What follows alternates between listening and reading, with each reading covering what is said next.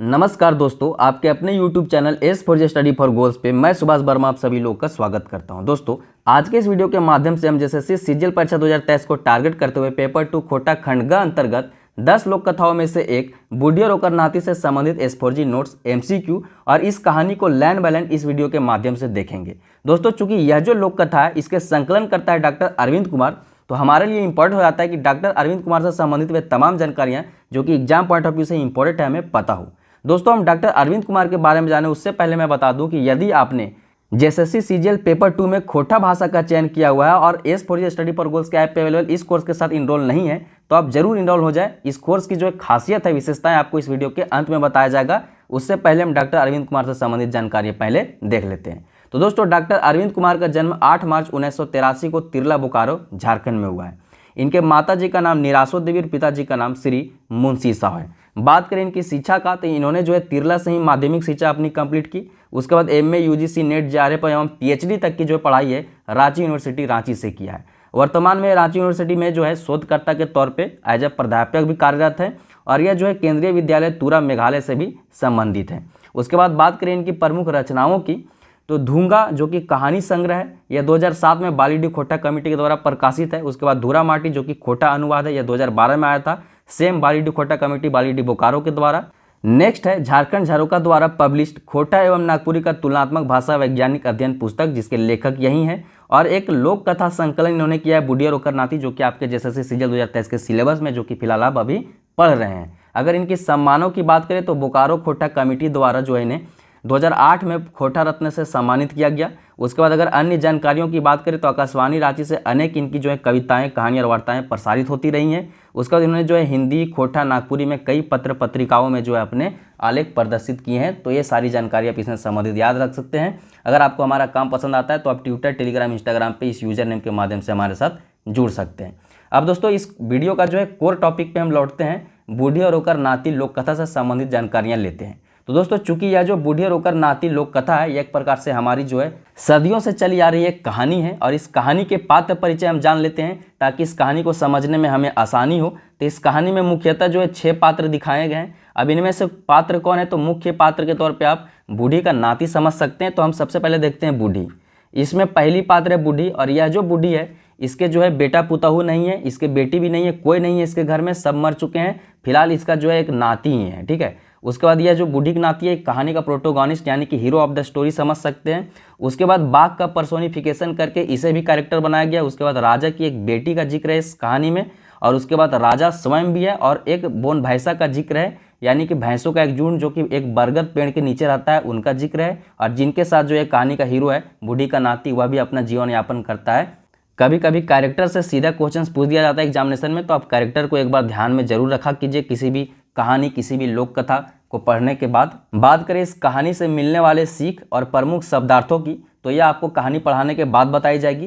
जैसा कि आप यहाँ देख सकते हैं, इस पूरी कहानी का संक्षेपण करके मैंने हिंदी में शॉर्ट में समरी लिख दिया है, जिसमें पूरा इस कहानी का निचोड़ है। जो भी प्रश्न पूछा जाएगा आपको इसी शॉर्ट संक्षिप्त समरी से ही पूछा जाएगा। और यह समरी आप एस4जी स्टडी फॉर गोल्स के ऐप से या एस4जी स्टडी फॉर गोल्स के टेलीग्राम से इस वीडियो का PDF आपको वहाँ पे मिलेगा, उसे प्राप्त कर पढ़ लीजिएगा।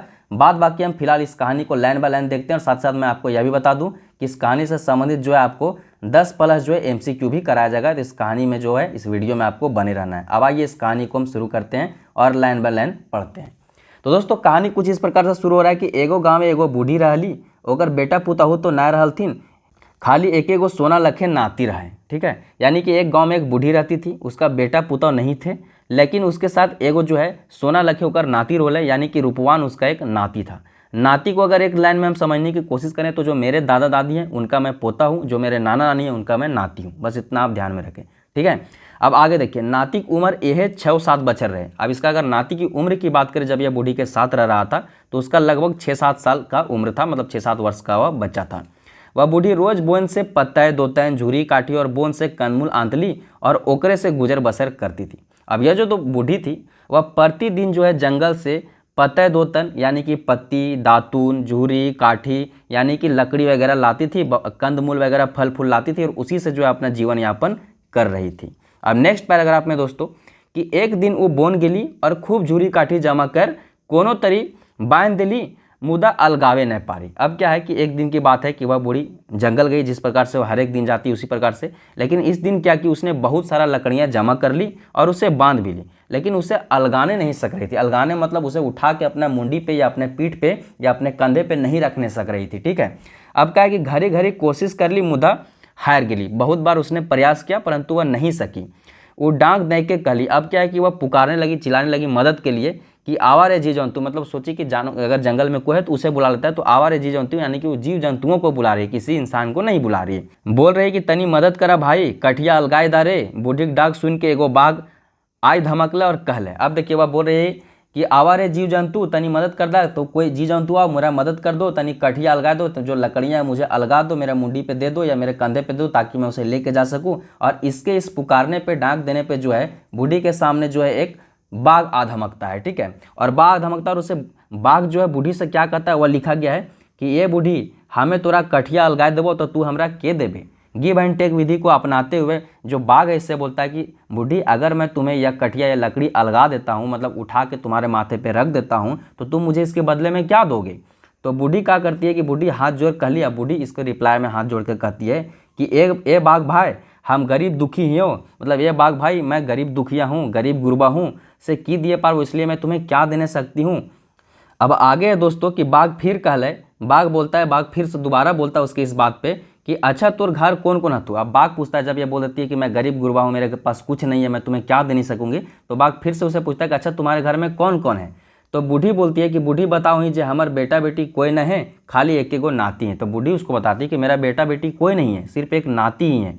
तब उसे बाघ बोलता है, तखन बाघ कहले कि अच्छा ठीक, नतिया देवे तो अलगाए देवो। तब बाघ उसे बोलता है कि अच्छा ठीक है, नतिया अगर तुम दोगे, अपना नाती अगर मुझे दोगे, तो मैं तुम्हें जो है या जो काट अलगा दूंगा, ठीक है, लकड़ी यानी कि उठा दूंगा। तो उसके पे रिप्लाई करते हुए क्या बोल रही है, बूढ़ी बाघ के फरमाइश सुन के सक पकाए के लिए और कली। अब बूढ़ी जो है बाघ का जो है शर्त एवं मनसा जो सुनकर सक पका जाती है कि अब करे तो करे क्या। तो आगे क्या है कि नाय बाघ आगे बोलती है उसके बाद फिर सोच के कि नाय बाघ हमार एके गो सोना लखे नाती है, तोरा दे देबो तो हमें की करब। अब उस पर बुढ़िया बोल रही है कि नहीं बाघ, हमारा तो एके सोना जैसा एक नाती है, उसे भी अगर तुम्हें दे दूंगा तो हम क्या करेंगे। तो बाघ फिर से उसे रिप्लाई करके बोलता है कि बाघ फिर कहले नाय तोरा नतिया दिहे के भेतो, न तो न देवे तो हम तोरे खेबो, हमरा बड़ी जोर के भूख लागल है। अब बाघ उसे बोलता है कि नहीं, तुम्हें तो नाती देना ही पड़ेगा, अगर तुमने नाती नहीं दिया तो मैं तुम्हें ही खाऊंगा, मुझे बहुत जोर से भूख लगा हुआ है। अब देखते हैं नेक्स्ट पैराग्राफ में क्या है। आगे कहानी है कि बूढ़ी तो फेरा में फंस गई। अब इस जब शेर इस प्रकार से बोलता है कि नहीं तुम्हें तो नाती देना ही पड़ेगा, अगर तुमने मुझे नाती न दो तो मैं तुम्हें ही खाऊंगा और मुझे बहुत जोर से जो है भूख लगल है। तो बूढ़ी तो फेरा में फंस गई। बूढ़ी करत की तो करत की, बूढ़ी ना हाँ करने सक रही है ना करने सक रही है। वही लिखा हुआ है कि नहीं हाँ करे पारी ना वो सोचली एखन हाँ कह दिए फिर मटिया देवे। बोलती है मतलब कि बूढ़ी जब इस प्रकार के धर्म संकट में पड़ जाती है कि क्या करे न करे, वो तो फेरा में जब फंस जाती है तो सोचती है कि इस समय जो है इसको मतलब एखन हाँ कह दो, या मतलब अभी हाँ कर देते हैं और फिर मटिया देवे। मटिया देने में होता है इग्नोर कर देना या नज़रअंदाज कर देना, ठीक है। अब आगे है कि दर्शन देवे न करवे। बोल रही है कि नज़रअंदाज कर देंगे, इसे दिखाई ही नहीं देंगे। कुछ दिन बाद जो है बाघ भुलाए जात, तब बोन आवा। बोल रहे कि कुछ या तो जानवर है कुछ दिन बाद भुला जाएगा, उसके बाद मैं दोबारा वापस जंगल आऊँगी। बोन में जंगल होता है, ठीक है। यह सोच के वो बाघ के हाँ कह दिली और यही इन्हीं सब बातों को सोच के वह बाघ को हाँ कर देती है। वह बाघ को बोल देती है, सोचती है कि मैं अभी से हाँ करता हूँ, बाद में इसे नज़रअंदाज कर दूंगा, कुछ दिन में यह जानवर है कुछ दिन में भूल जाऊँगा, उसके बाद मैं अपना जो जिस प्रकार से जंगल आती रहती हूँ फिर आ जाऊँगी, ठीक है। अब क्या है कि जब यह मतलब बाघ को हाँ बोल देती है तो बाघ काठी अलगाए दिला और कहला। अब बाघ इसे जो है लकड़ी अलगा देता है और बोलता है कि हमें कैसे विश्वास करियो कि तोय नाती देबे। अब बाघ इसे बोल रहा है कि मैंने तुम्हारी मदद तो कर दिया, लेकिन मुझे कैसे विश्वास हो कि तुम मुझे अपना नाती दोगे। तो इस पर बूढ़ी उसे बोलती है कि विश्वास तो करे भेतो बाघ। अब बूढ़ी बोल रही है, जैसे व्यापारी जन बोलते हैं कि विश्वास तो करना ही होगा, मतलब व्यापार जो है विश्वास पे ही चलता है, उसी प्रकार से बूढ़ी इसको बोल रही है बाघ को कि विश्वास तो तुम्हें करना ही होगा बाघ। जखन सब सोच जिता हमें अपन नातिक तेल उल लगाए के खाटी सुता देबो और हुमे दिया लेके हमू रहबो तो आए जी हैं। बोल रही है बूढ़ी कि तुम्हें विश्वास तो करना ही पड़ेगा बाघ। जखन सब सूझ जाएगा, जब सब सो जाएंगे, हम अपन नाती के तेल वेल लगा के अच्छा से खाटी पे सुता देंगे। खाटी के बारे में मैंने पिछले वीडियो में बताया था, ठीक है। रस्सी लकड़ी या लोहे से बनाई गई एक चारपाई होती है, ठीक है, गाँव में इसका यूज किया जाता है। खाटी खटिया आप जानते हैं, तो उस पर सुता देगी और वहीं पे वह क्या करेगी, तो दिया लेके वहीं पे वह भी रहेगी और बोलती है कि तुम आना और इसे ले जाना। अब नेक्स्ट देखते हैं कि अगले पैराग्राफ में क्या है। तो आगे क्या है कि बूढ़ी घर चल गेली और खाए पी के चुपचाप घर भीतर सूत गेली। अब बूढ़ी क्या है उसके बाद जो है लकड़ी लेके घर चली जाती है और खा पी के सो जाती है। आगे है कि बाघ आयल आस पहर देखल, जब भिनसोरे हुए लागले तो गोसाई के बोन घुर गेला। अब क्या है कि बूढ़ी तो आई खा पी के सो गई, वो तो पहले उसके दिमाग में प्लान था कि इसको इग्नोर कर देंगे, नज़रअंदाज कर देंगे, कुछ दिन में भूल जाएगा, एक आध सप्ताह में फिर मैं जंगल आने लगूंगी। लेकिन ऐसा नहीं होता है, वह तो सो जाती है। लेकिन बाघ आता है और पूरा रात वह उसका इंतजार करता है। भिनसोरिया जब सुबह हो जाता है, यानी कि 4-5 बज जाता है, 3-4-5 बज जाता है, तो वह जो है गुस्सा से फिर बोन जो है मतलब जंगल वापस घूमकर चला जाता है। अब अगला पैराग्राफ में क्या है वह देखते हैं। उसके बाद है दोस्तों कि हफ्ता 2 हफ्ता बाद बूढ़ी सोच लीजिए अब बाघ जो है भुलाए गेल हता है। अब 2 हफ्ता के बाद जो बूढ़ी सोचती है कि अब जो है बाघ इस बात को भूल गया होगा और वो फिर बोन गेली और वह दोबारा बोन जाती है। बाघ ताक लगाए हल, बाघ जो है ताक लगा के था कि कब बूढ़ी आएगी, इसको हम सबक सिखाएंगे। वो कूदले बूढ़ी जगुन आए धमकल और कहले। और कूद के जब बूढ़ी गई जंगल तो वह कूद के बूढ़ी के पास आया, ठीक है, चौंक के आया और बूढ़ी से बोलता है कि वाह बूढ़ी तो हमरा बेस धोखा दिले, वाह गे बूढ़ी तुम तो हमें अच्छा से धोखा दी, अब हमें तोरा नहीं छोड़बो, अब जो है मैं तुम्हें नहीं छोड़ूंगा, आज तो तोरा खैबे करबो, आज तो तुम्हें जो है मैं खा के ही रहूंगा। यह कौन बोल रहा है? बाघ बोल रहा है बूढ़ी से। अब इस बात पे क्या है, बूढ़ी डरती है, बूढ़ी हाथ जोड़ के विनती करती है, हाथ गोड़ उसका पकड़ने लगती है और कहती है कि हमें तोरा धोखा ना देत लियो बाघ, थकल हरल हलो से कखने निंदाए गेलो हमू ना जानो। बोल रहे कि बाघ को बूढ़ी बोल रही कि मैंने तुम्हें धोखा नहीं दिया है बाघ, मैं थकल हारी थी, मतलब दिन भर तो बेचारी उतना ज़्यादा लकड़ी उठाई थी, उतना भारी लकड़ी लेके गई थी, तो खा पी के सो गई, तो कब मुझे नींद लग गया मुझे पता ही नहीं चला, इसलिए मैंने तुम्हें नहीं धोखा दिया है। और आगे बोलती है कि तो आज अयो भाग, कि तुम आज आना बाघ, हमें अपन नाती के तेल लगा के सुताए रहबो। ठीक है, बोले कि तुम आज आना, आज मैं अपने नाती को तेल लगा के सुताए दे, मतलब सुता के वहाँ सुला देंगे। ठीक है, बाघ इस बात को लेके मान जाता है, लेकिन कहता है कि ठीक हो, अबरी धाव छोड़ दे, अबरी धोखा दे ले जो जहीं पावो हुए खाए जबो। बोल रही कि ठीक है इस बार तुमको मैं छोड़ देता हूँ, लेकिन इस बार अगर तुमने मुझे धोखा दिया तो तुम्हें जहाँ पाएंगे वहीं खा जाएंगे। इतना कही बाघ फिर काठी अलगा दे है और बूढ़ी छोड़ दे। इतना कहने के बाद फिर से आज भी लकड़ियाँ जमा किया बूढ़ी, उसे अलगा देता है, उसके माथे पे चढ़ा देता है और बूढ़ी को छोड़ देता है। अब देखते हैं नेक्स्ट पैराग्राफ में आगे में कहानी में क्या हो रहा है। तो आगे दोस्तों की बूढ़ी घर अली और खूबे सोचे लगली कि की करो। अब क्या है, बूढ़ी इस इंसिडेंट के बाद घर आती है और खूब सोचने लगती है कि अब क्या करे भाई, अब तो कोई उपाय नहीं, बाघ को तो सब कुछ याद है, हमने सोचा था कि नज़रअंदाज कर देंगे, इसका मदद ले लेंगे, लेकिन ऐसा होता नहीं है, मदद करके बाघ ने याद रखा है। ठीक है, उसके बाद क्या है कि नाय देबे तो हमर खाता है, कोई उपाय नहीं सूझे। अब बूढ़ी सोच रही है मन मन कि अगर इसे नहीं अपना नाती देंगे तो वह मुझे खा जाएगा। तब वो नाती तेल उल मखाए के खटिए सुताए दिले और वादक मुताबिक दिया लेके हुए बैस गई। तब क्या करती हुआ कि वादक मुताबिक जो है खटिया पे अपने तेल वेल लगा के अपने नाती को सुला देती है और वहीं जो है वादक मुताबिक जो है बैठ जाती है। उसके बाद क्या होता है कि बाघ आयल और चेंगा के खाटिए संग उठाए बोन देने भागल। उसके बाद क्या होता है, वाद अनुसार बाघ भी आता है और वह क्या करता है कि खाटी के साथ ही उस बच्चे को उठा के जंगल की तरफ भाग जाता है। भागते भागते खूब गजार बोन घुस, ये बात आप याद रखिएगा, ठीक है, कि खाटी के साथ उसको जो है बाघ उठा के ले गया था, जंगल तरफ भाग गया था। ठीक है, अब भागते भागते खूब गजार बोन घुस के, भागते भागते वह जो है मतलब बहुत घनी जंगल में घुस जाता है। ठीक है, गजार मीन्स घनी, बोन मीन्स जंगल। ठीक है, घुस जाता है। देखिए आपको कोई भी यह जो पूरी कहानी अब मैं पढ़ा रहा हूँ तो मुझे आसान लगता है शब्द, या मैं इसलिए मैं इसका शब्दार्थ नहीं बताता हूँ, लेकिन आपको अगर कोई भी शब्द नहीं समझ में आता है कमेंट सेक्शन में कमेंट कर देना, मैं उसका हिंदी बता दूंगा। ठीक है, ऐसे बहुत सारे शब्दार्थ मैंने पहले ही लिख दिया, इस कहानी को पढ़ाने के बाद में बता दूंगा। ठीक है, अब एगो बोर गाछे जैर भूए से सटत रहे, बाघ बोर गाछे के नीचू दई गुजरल जाहले कि चेंगा जैर से पकड़ के टंगा गया। बोल रहे हैं कि देखिए अब एगो बोर गाछे जैर भूई से सटत रहे, मतलब एक जो बरगद का गाछ आप जान रहते हैं उसका जो जड़ होता है वह जमीन से सटता रहता है, बहुत सारे जो जड़ होते हैं वो जमीन से सट जाता है पुनः। ठीक है, तो उसी प्रकार का जो है एक बरगद के पेड़ की तरफ से क्रॉस कर रहा था बाघ उस बच्चे को लेके। तो बच्चा क्या करता है कि जब बाघ उस बरगद के पेड़ के नीचे से गुजरता है तो बच्चा क्या करता है कि उस बरगद का जड़ पकड़ कर टंगा जाता है। ठीक है, लटक जाता है, समझे। अब बाघ को इस बात का पता भी नहीं चलता है, बाघ को पतो नहीं चले, वो छूछे खाली जो है छूछे खाटी ले चल गया, उसको पता भी नहीं चलता है, वो छूछे यानी कि खाली खाटी लेके आगे बढ़ जाता है। ठीक है, उसके बाद क्या है कि चेंगा बिहान से सांझ ओहे बोर गाछे बिता दिला। बच्चा क्या है कि देखो सुबह ये लेके भागा था वहाँ से, ठीक है, मतलब, और उसके बाद जो है दिन भर ये जंगल में लेके उसको भाग रहा था।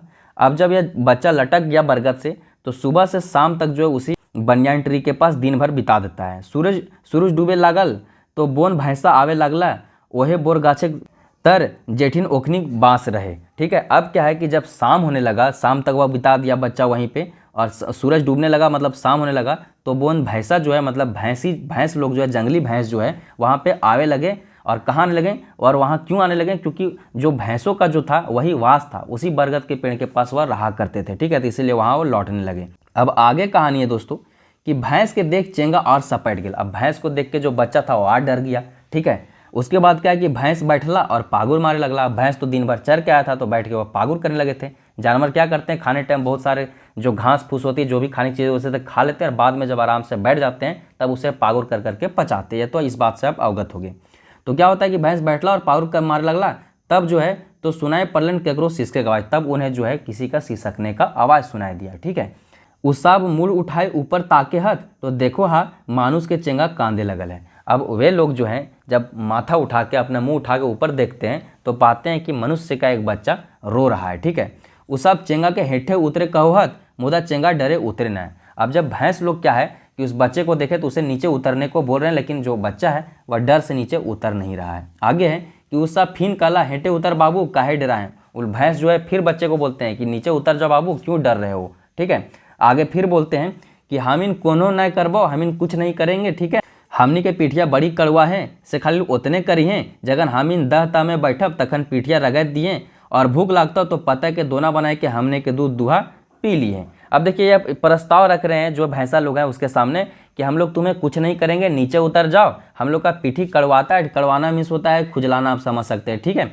कि मेरा हम लोग का जो पीठ खुजलाता है तो तुमको इतना ही करना है कि जखन हम लोग दहता में बैठल रहेंगे तब तू जो हमारा पीठे रगड़ देना, मतलब खुजला देना, और जब तुम्हें भूख लगेगा तो तुम पत्ते का दोना बना के हम लोग का दूध गार के पी लेना, ठीक है। तुम्हारा भी कार्य हो जाएगा, तुम्हारा भी हो जाएगा मदद और हमारा भी हो जाएगा मदद।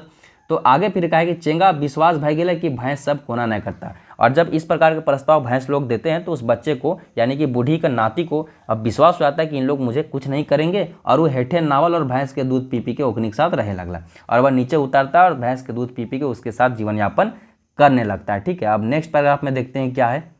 आगे के समय बीतते गेल चेंगा का रोवा पाक झड़ने लगला। आगे क्या कि समय बीतता गया, चेंगा का रोवा पाक झड़ने लगला, यानी कि वो बड़ा होने लगा।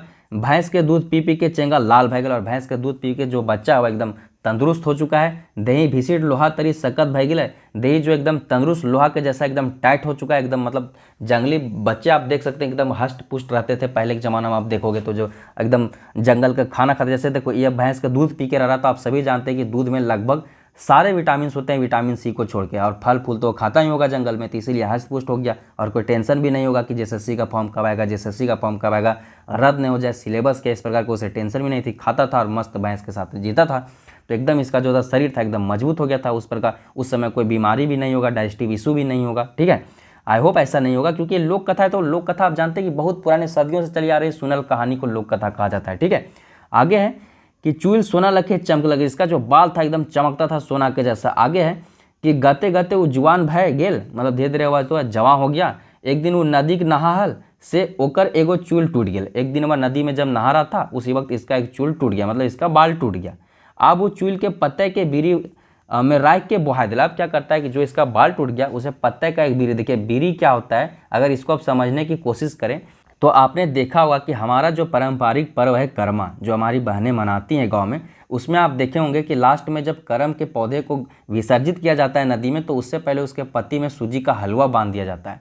तो उसको आप बीरी समझ सकते हैं। या पान गुमटी में अगर आपने पान खाया होगा, मीठा पान या जो भी पान, तो उसे भी उसी प्रकार से पान के पत्ते में लपेट के आपको दिया जाता है। तो उसी प्रकार से पत्ती से देखिए आप बीड़ी भी समझ सकते हैं, ठीक है। लेकिन यहाँ ध्यान दीजिएगा बीरी का पत्ते नहीं है, बीरी होता तो चिड़चिड़िया यानी कि केंदों का पत्ता हो जाता है, लेकिन यहाँ पत्ते का बीरी है, यानी कि पत्ता में जो है मोड़ चमोड़ के जो है वह अपने बाल को जो है बहा देता है, ठीक है। अब आगे है कि बीरी बोहते बोहते नदी के दोसर पार चल गिले जहाँ एगो राजक बेटी नहा हली। अब आगे क्या है कि जो उसने जो बीड़ी बहाया वह बीड़ी बोहते बोहते नदी के दोसर धार चल गिले जहाँ एगो राजक बेटी नहा ली। मतलब कि जब उसने बीड़ी बहाया तो बीड़ी जो है इसका मतलब इसका जो चूल है जो बीड़ी में करके बहा दिया, यानी कि पत्ते का बीड़ी में रख के बहा दिया, वह बहते बहते नदी के दूसरे तरफ चला गया जहाँ पे एक राजा की बेटी नहा रही थी। वो बीड़ी के देख के हाथे धर ले और खोले ही। अब क्या है कि वो जो राजकुमारी है उस बीड़ी को देखी, उसके बाद उसको क्यूरियोसिटी हुआ कि क्या भाई, उसको खोल के देखी। और जब उसने खोल के देखा तो बीड़ी खुलल तो राजा की बेटी चूल देख के मोहित हो गई। और जब वह बीड़ी खोली तो राजा की बेटी जो है इसका जो चूल था बूढ़ी के नाती का, यानी कि इस बच्चे का जो कि जवान हो चुका है, भैंस का दूध पी पी कर जंगल में रह के उसका चूल देख के वह मोहित हो जाती है। आगे क्या है कि चूल सोना के लखे एकदम खूब चमके, चूल जो उसका बाल था एकदम सोना के जैसे चमकता था। अब वो बोलती है कि इतने सुंदर चूल केकर है भाई, इतना सुंदर जो बाल है किसका है भाई, इतने सुंदर चूल है तो लड़का कहते सुंदर होता है। जनरली लड़कों का बाल उतना केयर नहीं होता है तो नॉर्मल होता है, लड़कियों का बाल ज़्यादा सुंदर होता है, ठीक है। उस पर कितनी सारी शायरियाँ भी हैं। तो यह लड़की सोच रही है कि जिस लड़का का इतना सुंदर, अब इस बात का यहाँ पे जिक्र नहीं है कि वो कैसे जान गई कि लड़का कहीं बाल है, लेकिन जब वो इस बाल को देखती है तो मोहित हो जाती है और सोचती है कि इतना सुंदर बाल किसका है, और अगर बाल इतना सुंदर है तो लड़का कितना सुंदर होगा, ठीक है। आगे कि वो केस लेके अपन बाप जून गेली और केस दिखा के कली। और उसके बाद क्या है कि उस बाल को लेके वह उस केस मतलब केस को बाल को ही बोला जाता है केस खोटा में, ठीक है।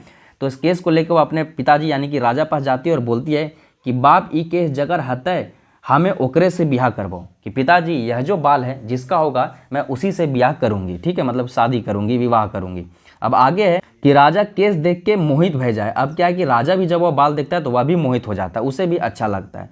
ओकरो बेटी के ब्याह के चिंता रहे और कितना जगह अपन ठाकुर के लड़का तब से भेजबो करवल, उसे भी अपनी बेटी की चिंता थी, कई जगह वह अपने ठाकुर के बेटा को भेज रहा था, ठीक है, लड़की के लिए। तो उसे भी अपनी बेटी का ब्याह का चिंता था, जो कि हर पिता को अपने बेटी के लिए इस चिंता से वह जो है सोच विचार में होता है। हालांकि अलग बात है कि वर्तमान में अब लड़कियां भी सेल्फ डिपेंडेंट होने लगी हैं, वह भी अपने पैरों पे खड़ा होकर कुछ कर सकती है। तो अब थोड़ा सा पिता के, लेकिन फिर भी पिता तो पिता होते हैं, माँ पिता तो आपके लिए हमेशा अच्छा सोचते हैं। देखिए माँ पिता कभी भी ये नहीं चाहते कि आपकी आज़ादी भंग हो या आप वह नहीं कर सके जो आप करना चाहते हैं, या आप उसके साथ न रहें जिसके साथ आप रहना चाहते हैं। माँ बाप बस यह चाहते हैं कि आप गरीब न मर जाओ, ठीक है। तो इसलिए माँ बाप अपनी बेटियों को या बेटों का केयर करते हैं, उसे उस प्रकार की चीज़ें करने से मना करते हैं, या कहते हुए कि गलत राह पे न जाओ, जिस चीज़ों से वो अवगत है कि इस राह पे इसे जो है सफलता, शायद सफलता की राह से यह भटक जाए, ठीक है। वो बात की बात है। आगे देखते हैं कि वो गोटे राज में ढिंडोरा पिटवा देल कि ई केस कौन लड़का के ओकरा खोज के निकाला। और पूजा राज्य में अपना जो है ढिंडोरा पिटवाता है कि यह जो बाल है किसका, उस लड़का को ढूंढ के निकालो, ठीक है।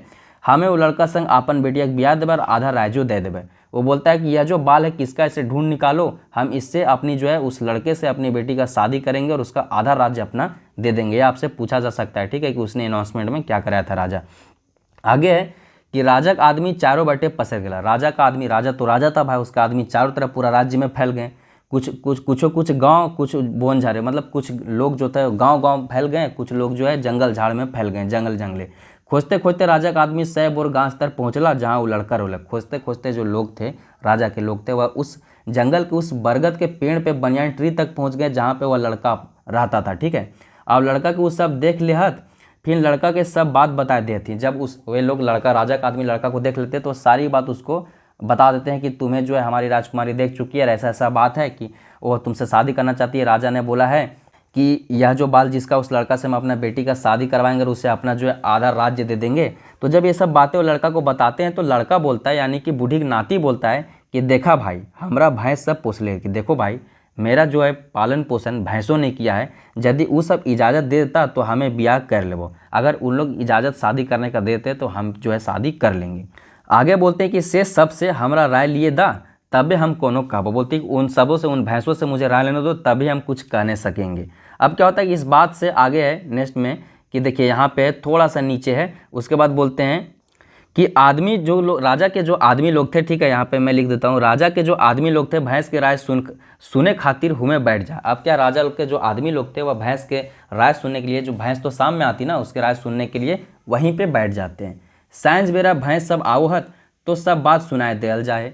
जब शाम में सारा भैंस लोग वहाँ पे आती है तो सारी बातें जो है राजा के लोग द्वारा और उस बूढ़ी के नाती के द्वारा उन्हें सुनाया जाता है। अब क्या कि भैंस सब राय सलाह करत, भैंस सब जो राय सलाह अपना सलाह मशवरा करते हैं और बोलते हैं कि हाँ हाँ लड़का की जोड़ी लगाना जरूरी है, बेजोड़ा थोड़ी रहत से जो ब्याह कर। अब सारा जो भैंस लोग है अपना बात विचार करके बोलता है कि हाँ हाँ लड़का का जोड़ी लगाना जरूरी, यानी कि उसका शादी करवाना जरूरी है, मतलब परमानेंट पार्टनर इसको दिलवाना जरूरी है। बिना परमानेंट पार्टनर के मतलब अकेले थोड़ी रहेगा, जाओ तुम ब्याह कर लो, यह भैंसा लोग बोलते हैं। अब आगे क्या है नेक्स्ट पैराग्राफ में, अंतिम पैराग्राफ है दोस्तों, कहानी खत्म हो रही है। आई होप कि आपको अच्छा लग रहा होगा। तो नेक्स्ट पैराग्राफ में ये लड़का के राज दरबार में नानल जाए, उसके बाद जो उस लड़के को है बूढ़ी नाती को राज दरबार में लाया जाता है। फिर राजा ओकर नाम ठिकान पूछे, फिर उससे जो है राजा उसका नाम ठिकान पूछता है, मतलब कि पता वगैरह, नाम पता वगैरह पूछता है, ठीक है। ठिकान मीन्स पता, नाम मीन्स नाम। उसके बाद है कि वो सब कुछ बताए दे हैं और जो वह बच्चा है वह सब कुछ बताता है अपना कहानी की, किस प्रकार से वह बूढ़ी के साथ रहता था, किस प्रकार से उसे बाघ जंगल ले गया, वगैरह वगैरह चीज़ें बताता है जो कि आपने अभी पढ़ा है। उसके बाद के फिर राजा अपन बेटी संग होकर ब्याह कर दिला और घोड़ा हाथी में बारात के सजाए के ढोल ढाक के साथ अपन बेटी और दामाद के विदाई कर ले। अब क्या कि हर बाप जो अपना बेटी के शादी में जितना भी वो कर सकता है करता है, तो उसी प्रकार से यह राजा भी करता है। वह अलग बात है कि इन राजाओं के अमीरों के ढोल ढकासनों मतलब बहुत सी आडंबर होती है शादियों में, इससे देख के गरीब भी चाहता है कि हम भी इस प्रकार से अपनी बेटी का विवाह करें, लेकिन यह एक प्रकार से व्यापारिक चीज़ें हैं। ठीक है, आप अपनी शादी जितना ही शालीनता से करेंगे उतनी अच्छा है। अभी रिसेंटली आपने देखा होगा निर्मला सीतारामन हमारे देश की जो है फाइनेंस मिनिस्टर है, फिर भी उसके और उसका दामाद भी कुछ अच्छा पोस्ट पे होम मिनिस्ट्री में, फिर भी उनकी शादी कितनी साधारण हुई थी। शादियाँ साधारण होना चाहिए, बहुत ज़्यादा आप आडंबर नहीं करिए। आपको देख के जो है समाज के वैसे लोग जिनके समझ उतनी शक्ति नहीं है वे लोग आहत होते, इस बात का भी आप ध्यान रखें। तो बहुत ज़्यादा जो है दिखावा नहीं करना है। शादी आप देखिए, शादी बहुत पवित्र चीज़, आप धूमधाम से मनाएं, लेकिन इतना अति नहीं कर देना है कि मतलब इसके चक्कर में आप बर्बादी हो जाए और समाज को भी आप बर्बाद कर दें। ठीक है, तो इस बात को आपको ध्यान में रखना है। तो उसी प्रकार से राजा भी जो है अपना बेटी का ब्याह करवाता है, घोड़ा हाथी देता है और बारात सजा के पूरा ढोल ढाक के साथ अपना बेटी और दामाद का जो है विदा करता है। उसके बाद क्या है, बारात पहुंचे लड़का के गाँव, बारात लड़के के गाँव पहुँचता है तो ओकर बूढ़ी आजी बीमार खाटी सुतल रही। जब लड़का है बूढ़ी की नाती है वह राजकुमारी के साथ शादी करके पूरा एकदम घोड़ा हाथी लेके एकदम ढोल ढाक के साथ पूरा एकदम पहुंचता है अपना गांव। जब बारात उसका गांव पहुंचता है तो जो बूढ़ी है वह बीमार होकर खाटी में सुतल हली, मतलब खटिया में सोई हुई थी। लड़का रोकर जनी हाथी से उतरहत, लड़का और अगर जनी यानी कि बूढ़ी के नाती और राजकुमारी राजा के बेटी, ठीक है, दोनों का शादी हो चुका है, वह हाथी से उतरती है और दुइयों बूढ़ी के गोड़ लागल और उतर के परंपरा के अनुसार जैसे शादी के बाद जब बारात होती है तो पैर छुआ जाता है। ठीक है, तो यह दोनों बूढ़ी का पैर छूती है क्योंकि इनके लिए पेरेंट्स सब सिर्फ एक बूढ़ी ही बची थी घर वाले। उसके बाद है कि बूढ़ी खाटी से गते गते उठ ली और उठ के बैस गेली फिन कहुए। अब क्या है कि बूढ़ी धीरे धीरे जो है वह खाटी से उठती है और उठ के बैठ जाती है और फिर बोलती है, ठीक है, कि तुम के लागे राजा, बोलती है कि तुम के लागा राजा, तुम कौन हो राजा, हमें गरीब बूढ़ी काहे गोड़ लगा, और मेरे जैसे गरीब बूढ़ी को तुम क्यों पैर छू रहे हो, ठीक है, क्यों गोड़ लग रहे हो, हमार जून कुछ ना हो बाबा, मेरे पास कुछ नहीं है बाबा। अब देखिए आगे है कि लड़का अपन आजी के अखबार के पकड़ है और कांद के कहे। अब क्या है कि इस बात पे जब इस प्रकार से उसकी जो है नानी बोल रही है तो क्या करता है, देखिए यहाँ पे लेकिन आजी लिख दिया है दोस्तों, ये मुझे समझ में नहीं रहा। आजी मीन्स होता है दादी, लेकिन वह नाती था, तो नाती तो दोस्तों जो है बेटी के बेटा को बोला जाता है। इस चीज़ को आप कंफर्म कर लीजिए क्योंकि हमारे क्षेत्र में हजारबगिया क्षेत्र में जो है जैसे मेरा दादा दादी हमें पोता बोलते थे, मेरी बहन को पोती बोलती हैं, ठीक है, लेकिन हमारे जो नाना नानी है वह हमें नाती बोलते हैं, ठीक है, मेरी बहन को नतनी बोलते हैं। लेकिन इस कहानी में शुरू लिखा है कि बूढ़ी के नाती, तो मैंने आपको बता दिया कि वह बूढ़ी की बेटी के बेटी होगी, क्योंकि शुरू में यह भी लिखा हुआ है कि बूढ़ी के बेटा पोता हो नहीं थे तो उसका बेटा कैसे होता तो उसका नाती कैसे होता। लेकिन यहाँ पे देखिए लिखा हुआ है कि लेकिन अपन आजी के अखबार के पकड़ ले। अब जैसे यह इंग्लिश जैसा तो है नहीं कि ग्रैंड मदर मीन्स नानी हो जाए, पैटर्नल और मैटरनल होता है, उससे डिफ्रेंशिएट कर लिया जाए। इंग्लिश में तो एटलीस्ट पैटर्नल मैटरनल से हम डिफ्रेंशिएट कर लेते हैं कि दादी है कि नानी, लेकिन यहाँ पे देखिए आजी है और आजी यह कन्फर्म है कि आजी मीन्स दादी ही होता है, ठीक है,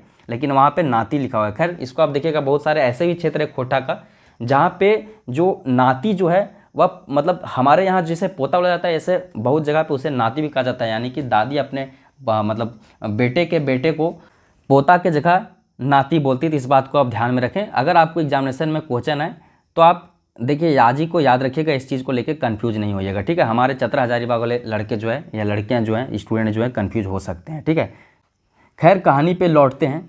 तो अब जो है जब लड़के के जो है आजी है, अब यहाँ से हम दादी ही समझते हैं कि लड़का के जो दादी है वह इस प्रकार से जब बोलती है लड़का कि तुम कौन हो राजा, हम गरीब बूढ़ी हैं, मेरा पैर क्यों छू रहे हो, मेरे पास कुछ नहीं है, मैं तुम्हें कुछ नहीं देने सकूंगा, तो वह क्या करता है कि अपने दादी को अखबार के पकड़ लेता है, यानी कि गले लगा लेता है, ठीक है, और रो रो कर बोलने लगता है कि हम तोर नाती लगियो आजी, कि मैं तुम्हारा जो है नाती हूँ दादी, तोर नाती जकरा बागे लेके भाग गया, तुम्हारा नाती जिसे बाग लेकर भाग गया था, और ये हमर जनी लगी। और उसके बाद अपने पत्नी की तरफ इशारा करते हुए बोलता है कि यह जो है हमारी पत्नी है। उसके बाद क्या होता है कि बूढ़ी अपन नाती और नातिन पोतो दुइयों के जो है अखबार ले। उसके बाद क्या करता है कि बूढ़ी जो है अपना नाती और नातिन पोतो यानी कि उसकी जो पत्नी है उसे उन दोनों को जो अखबार लेती है, यानी कि गले लगा लेती है, ठीक है, हक कर लेती है, और फिर तीनों जो है हंसी खुशी रहे लगला। उसके बाद तीनों जो है हंसी खुशी रहे लगला मतलब खुशहाल जीवन जीने लगे, क्योंकि अब इनके पास तो आधा राज्य था, या बहुत अमीर हो चुके थे, इनका जीवन बदल चुका था, तो यह हंसी खुशी रहने लगी। तो यह तो थी मोटा मोटी पूरी कहानी। आई होप कि आपको यह कहानी समझ आई होगी। और एक बार फिर मैं आपको बता दूं कि अगर आप अभी तक S for study for goals का ऐप डाउनलोड नहीं किए हैं और S for study for goals का पेपर 2 का जो एक कंप्लीट खोटा का कोर्स है, उसके अलावा एक 50+ खोटा फुल लेंथ का भी टेस्ट है। इसमें आपको प्रीवियस ईयर पेपर, टॉपिक और सेक्शनल टेस्ट और डॉक्यूमेंट्स के लिए व्हाट्सएप ग्रुप मिलता है। और इसके जरिए अगर आपने तैयारी कर ली है, खुद से समय से आपने टेक्स्ट बुक पढ़ लिया है, ठीक है, तो आप यहाँ पे टेक्स्ट कर सकते हैं प्रैक्टिस सेट मार मार के। उसी तरह जो है S for study for goals का जो है खोटा का भी एक सेपरेट चैनल है, जहाँ पे डेली आपका क्विज कराया जाता है एकदम फ्री में। उस यहाँ पे 4-4.5 हज़ार लोग जुड़े हैं, इससे भी आप जुड़ सकते हैं। उसके बाद मैं आपको बता देता हूँ अब इस कहानी से संबंधित MCQ, जो कि आपके लिए मतलब इम्पोर्टेंट है और आपको समझ में आ जाएगा कि मोटा मोटी इस कहानी से किस प्रकार का प्रश्न पूछा जा सकता है, ठीक है। तो हमारा सबसे पहला प्रश्न है दोस्तों, लोक कथा बूढ़े रोकर नाती से संबंधित कुछ MCQ में, कि डॉक्टर अरविंद जी के जन्म भेल रहे। उससे पहले यह प्रश्न आप देख लीजिए कि बूढ़े रोकर नाती लोक कथा के संकलन करता के हके। ऑप्शन है डॉक्टर AK झा, दिनेश दिनमणि, अरविंद कुमार और सावित्री देवी। तो दोस्तों इसका सही उत्तर हो जाएगा डॉक्टर अरविंद कुमार। बूढ़ी रोकर नाती जो लोक कथा इसके संकलन करता है अरविंद कुमार। अब आइए वैसे प्रश्न देखते हैं जो अरविंद कुमार से जुड़े हैं। तो यहाँ पे नेक्स्ट प्रश्न है कि डॉक्टर अरविंद कुमार जी के जन्म भेल रहे 11 मार्च 1954 को, 8 मार्च 1983 को, 13 सितंबर 1969 को और 11 मार्च 1954 को। तो दोस्तों इसका सही उत्तर हो जाएगा ऑप्शन नंबर बी, 8 मार्च 1983 को जो है इनका जन्म हुआ था। और इनसे संबंधित तमाम जानकारी आपको बताया गया है। और अगर आप प्रीवियस ईयर क्वेश्चन देखोगे, तमाम जो एग्जामिनेशन आज तक हुए उनमें आप खोटा भाषा का पेपर देखोगे, तो आपको समझ में आएगा कि किस प्रकार से लेखों से संबंधित जानकारियाँ पूछी जाती है। और आपके सिलेबस में लगभग 25+ लेखक है, उनमें से 18-19 लेखकों के बारे में तो हमने बता दिया है। S for study for goals का ये जो चैनल है विजिट करें, उन वीडियोज़ को देखें या फिर ऐप से इनरोल हो जाए, वहाँ पर अपडेट कर दी गई है। अब देखिए नेक्स्ट प्रश्न जो है कि डॉक्टर अरविंद कुमार कर माँ का नाम छाटा, यानी कि डॉक्टर अरविंद कुमार के माताजी का नाम आप इसमें से छाटिए, इसमें से देखिए कि कौन है। ऑप्शन नंबर है श्रीमती निरासो देवी, राधा देवी, श्रीमती बासनी देवी या फूल देवी, ठीक है। तो दोस्तों इसका सही उत्तर जो है आपके समझ हो जाएगा ऑप्शन नंबर है श्रीमती निरासो देवी जो है डॉक्टर अरविंद कुमार के माताजी का नाम है। अब नेक्स्ट प्रश्न अगर हम देखें तो नेक्स्ट प्रश्न दोस्तों की बूढ़ी और ओकर नाती, बूढ़ी और ओकर नाती जो लोक कथा इसके संकलन करता क्या है कि अभी अभी बता दी गई है। नेक्स्ट चौथी प्रश्न है कि खोटा एवं नागपुरी का तुलनात्मक भाषा वैज्ञानिक अध्ययन जो किताब है यानी कि पुस्तक, इसके लेखवैया के यानी कि इसके लेखक कौन है। ऑप्शन है डॉक्टर AK झा, अरविंद कुमार, बंसीलाल बंसी या शांति भारत। तो दोस्तों इसका सही उत्तर हो जाएगा option number B, doctor Arvind Kumar जो है खोटा एवं नागपुरी का तुलनात्मक भाषा वैज्ञानिक अध्ययन किताब के लिखवैया हैं, ठीक है। उसके बाद नेक्स्ट हमारा 5वां प्रश्न है, किताब बहुत महत्वपूर्ण है इसलिए प्रश्न को आप याद रखिएगा, किताब का नाम याद रखिएगा, ठीक है। इसका बारे में मैंने शुरू में ही बता दिया था जब अरविंद कुमार जी के बारे में बता रहा था, ठीक है, अरविंद कुमार सर के बारे में बता रहा था। नेक्स्ट 5वां प्रश्न है कि डॉक्टर अरविंद कुमार जी जन्म ठाव बतावा, यानी कि डॉक्टर अरविंद कुमार जी का जन्म स्थान बताइए। Option number 1 Gidhaur Chatra, option number B Baredi Bokaro, option number C Tirla Bokaro, option number D Chaufan Bokaro. तो दोस्तों इस प्रश्न का सही उत्तर हो जाएगा option number C, Tirla Bokaro इनका जन्म स्थान है। उसके बाद नेक्स्ट प्रश्न का अगर हम बात करें तो है कि डॉक्टर अरविंद कुमार जी के बापे का नाम बतावा। तो डॉक्टर अरविंद कुमार के जी के बापे के नाम में 4 ऑप्शन है, महेश्वर महतो, मुंशी साव, कुजू महतो और ऑप्शन नंबर डी इनमें से कोई नहीं होगा। यहाँ पे लिखना भूल गए, इनमें से कोई नहीं, ठीक है, लेकिन यहाँ पे होगा अगर खोटा में लिखे तो कोयो नाय, ठीक है। तो इसका सही उत्तर तो हो जाएगा दोस्तों मुंशी साव। डॉक्टर अरविंद कुमार के पिताजी का नाम मुंशी साव है, श्री मुंशी साव, ठीक है। नेक्स्ट हम 7वां प्रश्न देखते हैं कि बाप ई केस जकर हतै हमें ओकरा से ब्याह करबो के कहल, ठीक है। यहाँ पे आपको यह भी पूछा जा सकता है कि बाप ई केस जकर होता है हमें ओकरा से ब्याह करबे, किसने कहा, किससे कहा, यह भी पूछा जा सकता है। लेकिन फिलहाल आपको यहाँ पूछा जा रहा है कि किसने कहा, बूढ़ी की नाती, राजा की बेटी, बाघ या ठाकुर के लड़का, यानी कि यह जो सेंटेंस है किसका है, ठीक है। आपको यह भी पूछा जाता है कि किस कहानी का है। तो फिलहाल इसका सही उत्तर हो जाएगा ऑप्शन नंबर बी, राजा की बेटी जो है अपने पिता से यानी कि राजा से बोलती है कि पिताजी या बाल जिसका होगा मैं मतलब विवाह उसी से करूँगी। नेक्स्ट 8वां प्रश्न है कि बूढ़ी और ओकर नाती लोक कथाएं केकर शादी राजा की बेटी से भेल रहे, यानी कि बूढ़ी और ओकर नाती लोक कथा जो है इसमें किस कैरेक्टर का शादी राजा के बेटी से हुआ था, बाघ का, ठाकुर के लड़का का, बूढ़ी की नाती का या अरविंद जी का। तो इसका सही उत्तर हो जाएगा ऑप्शन नंबर सी, बूढ़ी की नाती का जो है शादी है जो कि बहुत ही सुंदर हैंडसम लड़का था, एकदम रूपवान था, सोना के जैसा चमकता था उसका बाल और शरीर, तो एकदम उसका जो हष्ट पुष्ट था, एकदम शहर में एकदम भैंसों का दूध पी के फल फूल खा के एकदम हो गया था। उसका जो शादी वह राजा की बेटी से होता है, वह उसके सुंदरता पे मोहित हो जाती है उसके बाल से ही। ठीक है, नेक्स्ट हमारा प्रश्न है ये बूढ़ी के नाती के ले भागल हल है। ठीक है, बूढ़ी के नाती के लेके भागल हल है, बोन भैंसा, बाघ, बूढ़ी या राजा की बेटी। राजा की बेटी लेके ओकरा भाग गए कि बोन भैंसा लेके भाग गए कि बाघ की बूढ़ी। तो इसका सही उत्तर हो जाएगा ऑप्शन नंबर बी, बाघ जो है से बूढ़ी के नाती के लेके भाग गए राती। ठीक है, नेक्स्ट 10वां प्रश्न है कि बोने के बूढ़ी बांधल झूरी काठी के अलगेले हले, यानी कि बोने मतलब बोन जब गई थी बूढ़ी, तो बोन में जो बूढ़ी का बांधा हुआ झूरी काठी था उसे किसने अलगाया था। मतलब उसका यह भी आपसे पूछा जा सकता है कि जंगल में जब वह बूढ़ी बहुत सारा झूरी काठी बांध ली थी तो उसका मदद किसने किया था जब वह मदद की गुहार जंगल में लगा रही थी, कि बाघ ने, बोन भैंसा ने, राजा की बेटी ने या बूढ़ी की नाती ने। इसका सही ऑप्शन हो जाएगा ऑप्शन नंबर ए, बाघ जो है उसका मदद करता है। ठीक है, नेक्स्ट हमारा 11वां प्रश्न है और यह आपका क्वेश्चन ऑफ द डे रहेगा। इस प्रश्न का उत्तर आपको कमेंट सेक्शन में कमेंट करके देनी है। और इस प्रश्न आपके समझ जो है प्रश्न क्या है कि गलत पंक्ति छाटा या हेठे दियल कौन बात गलत है किससे आपको चुनना है। ठीक है, और कमेंट सेक्शन में कमेंट करना है। मैं पढ़ के बताता हूँ कि क्या ऑप्शन, कि बाघ आयल और चेंगा के खाटिए संग उठा के बोन ले भागल। ठीक है, बोने देने भागे लगल, मतलब सेंटेंस है कि बाघ आया और बच्चे को खाटी के साथ ही उठा के बोन तरफ भागने लगा। यह सेंटेंस सही है या गलत है, नेक्स्ट इस कहानी के अनुसार। ठीक है, बूढ़ी रोकर नाती कहानी के अनुसार। नेक्स्ट दूसरा सेंटेंस है कि राजक आदमी भैंस के राय सुने खातिरे बोर गाचे हेंटे बैठ जात। नेक्स्ट सेंटेंस है कि राजा का जो आदमी लोग था जब उससे बात करते हैं बूढ़ी की नाती से, तो वह बोलता है कि हम भैंस से राय ले लेंगे तभी कुछ कर सकते हैं। तो उसका राय सुनने के लिए जो है राजा के लोग वहीं बोन गाचे के नीचे ही बैठ जाते हैं और उसका इंतजार करने लगते हैं। यह सेंटेंस सही है कि गलत है।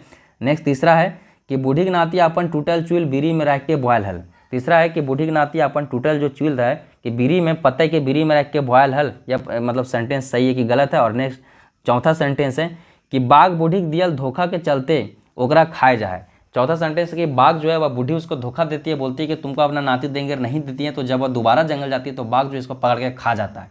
अब आपको कमेंट सेक्शन में कमेंट करके बताना है कि इन चारों में से कौन सा बात जो है गलत है। ठीक है, इसमें से एक जो बात है कोई वह गलत है, आपको कमेंट सेक्शन में कमेंट करके देना है। बाद बाकी दोस्तों यहाँ तक वीडियो में रुके रहने के लिए बहुत बहुत धन्यवाद। अगर आपको यह हमारा काम पसंद आता है तो आप S4J स्टडी फॉर गोल्स का ऐप जरूर डाउनलोड करें और इस चैनल को सब्सक्राइब कर बेल आइकन दबा दें, क्योंकि आपको फिलहाल यहाँ पे 10 जो है लोक कथाएं देखने को मिलेगा। ठीक है, आपको इसलिए बेल आइकन में दबा देना है और इस वीडियो को ज़्यादा से ज़्यादा शेयर करना है ताकि ज़्यादा से ज़्यादा लोग जुड़ सके। अब दोस्तों कुछ छात्रों का कुछ क्वेरीज था, उसको मैं क्लियर कर देता हूँ हमारे इस कोर्स के प्रचार प्रसार के साथ। तो दोस्तों सबसे पहले कुछ छात्रों ने पूछा था कि इस कोर्स को लेने समय क्या फ़ायदा होगा जब आपकी वीडियो यूट्यूब पे आ ही रहे हैं। तो मैं उन्हें क्लियर कर दूं कि यूट्यूब पे जो वीडियो आ रहे हैं वह कभी भी प्राइवेट कर दी जाएगी। ठीक है, लेकिन यह कोई ऑथेंटिक इसका मतलब उत्तर नहीं है कि इस प्रकार से इससे हमें क्या नुकसान और फायदा है। तो आपको मैं फ़ायदा बताता हूँ इस कोर्स का, जो कि S4J स्टडी फॉर गोल्स के ऐप पे अवेलेबल है। सबसे पहले तो आपको दोस्तों सिलेबस के अनुसार पूरी कंटेंट जो है व्यवस्थित तौर पर ऐप में एक ही जगह मिलता है। दूसरा, उन वीडियोज़ को जो अपडेट की जाती है सिलेबस के अकॉर्डिंग, उन वीडियोज़ का PDF मिलता है जो कि यूट्यूब वालों को नहीं मिलता है, आपको सिर्फ मिलता है ऐप पे। उसके बाद उसी वीडियो का आपको सेक्शनल टेस्ट मिलता है और पूरा कंटेंट से संबंधित आपको जो है प्रैक्टिस सेट्स मिलते हैं, प्रीवियस ईयर क्वेश्चन मिलते हैं। डॉप क्लियरेंस के लिए आपको यह व्हाट्सएप ग्रुप मिलता है जहाँ पे आप सारी चीज़ें आपको डायरेक्टली प्रोवाइड की जाती है और आप डायरेक्टली टीम से बात कर सकते हैं। अब दोस्तों आप किस प्रकार से पढ़ते हो मुझे नहीं पता, लेकिन मेरा ऐसा मानना है कि कोई भी चीज़ मतलब आप पढ़ते हो तो आपको तभी समझ में आता है जब आप उसे सीक्वेंस में पढ़ते हो। यूट्यूब में क्या होता है कि एक वीडियो आपने देखा खोटा का, दूसरा वीडियो देखा नागपुरी का, तीसरा वीडियो देखा जियो पॉलिटिक्स का और अंत में आपने डिसाइड किया कि मैं संस्कृत में अच्छा हूँ, तो आप जो है पढ़ने से ज़्यादा भटक जाते हैं, अलग अलग प्रकार के वीडियो देखने लग जाते हैं। लेकिन ऐप में ऐसा नहीं होता है। ऐप में आप एक वीडियो के बाद दूसरी वीडियो जो देखते हैं वह भी आपकी कोर्स की ही आपके सिलेबस की होती है और लाइन से आपको सीक्वेंस में एक जगह मिलती है चीज़ें, तो आप चीज़ों को कंप्लीट कर पाते हो और जो चीज़ें आप शुरू करते हो उससे आप कंप्लीट करते हो तभी आप कुछ पाते हो। तो इस बात को ध्यान में रखते हुए आपको इस कोर्स के साथ इनरोल होना है और S4J स्टडी फॉर गोल्स की जो भी कोर्सेज आपके जैसे CGL के सिलेबस से संबंधित है, चाहे वह प्रैक्टिस सेट 2 का हो, मतलब प्रैक्टिस सेट का हो यानी कि पेपर 2 का हो या पेपर 3 का हो, ठीक है, 120 प्रश्नों का हो, 150 प्रश्नों का हो या 100 प्रश्नों का हो, उन सारे कोर्सेज से आपको इनरोल होना है और इसका लाभ लेना है। आप यकीन मानिए आपको धीरे धीरे यह लाभ दिखने लगेगा और आप चिंता मुक्त रहिए कि S4J स्टडी फॉर गोल्स के कोर्स से जुड़े छात्रों को अलग से क्या मिलेगा। आपको धीरे धीरे आपको यह फर्क समझ में आएगा। आपको सिर्फ टीम S4J पे विश्वास करना होगा। बाद बाकी कुछ छात्रों का यह भी क्वेरीज होगा कि इससे पहले का जो लोक कथा है ग्वाहाल पर्व, जो कि डॉक्टर ए.के. झा सर के द्वारा लिखित है यानी कि संकलित है, उसका लेक्चर यूट्यूब में नहीं दिख रहा है या 7 भाई बहन से संबंधित नहीं दिख रहा है। तो उसका लेक्चर इसलिए आपको नहीं दिख रहा है क्योंकि उससे संबंधित कंटेंट रंजीत सर ने बनाया है, और रंजीत सर जो कंटेंट बना लेते हैं उस टॉपिक पे मैं नहीं बनाता हूँ, जिस पे मैं बनाता हूँ उस पर वो नहीं बनाते, ठीक है।